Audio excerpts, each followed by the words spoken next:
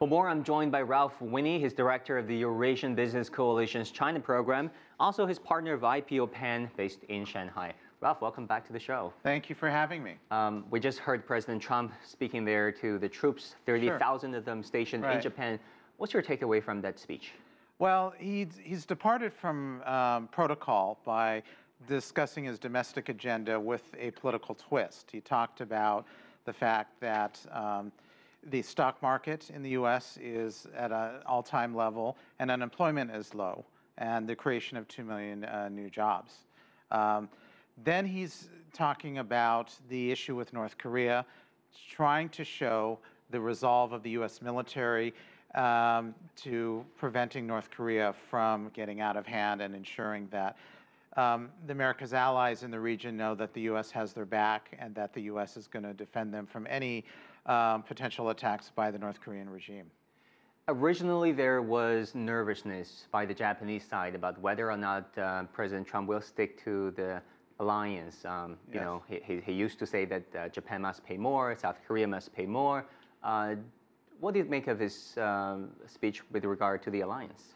Well, he views Japan as a warrior nation.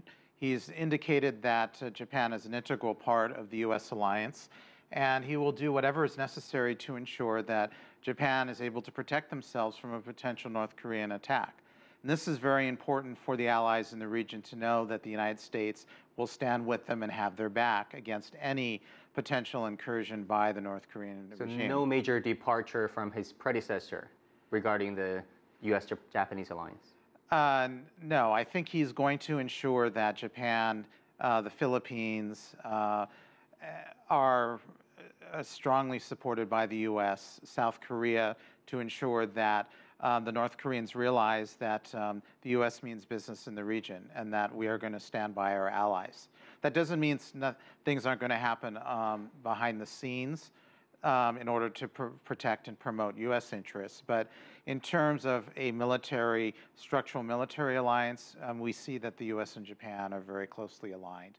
There's also speculation that President Trump might announce his Asia policy during this trip called the Indo-Pacific Strategy.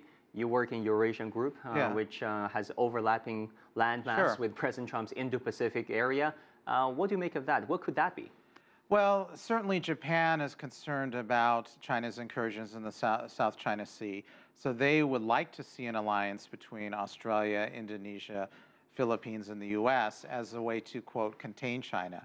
I think the U.S.'s rationale is this is a way to show that the U.S. is engaged in the region and to send a direct message to North Korea that we have the back of our allies, we're going to stick together, and you're not going to be allowed to get away with any more problems that you've created in the world community. We are going to stand by our allies.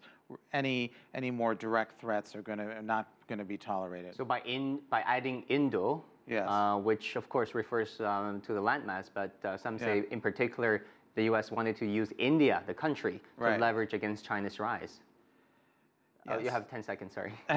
Well, look, I think there's always going to be that contention with the U.S. and China in the South China Sea.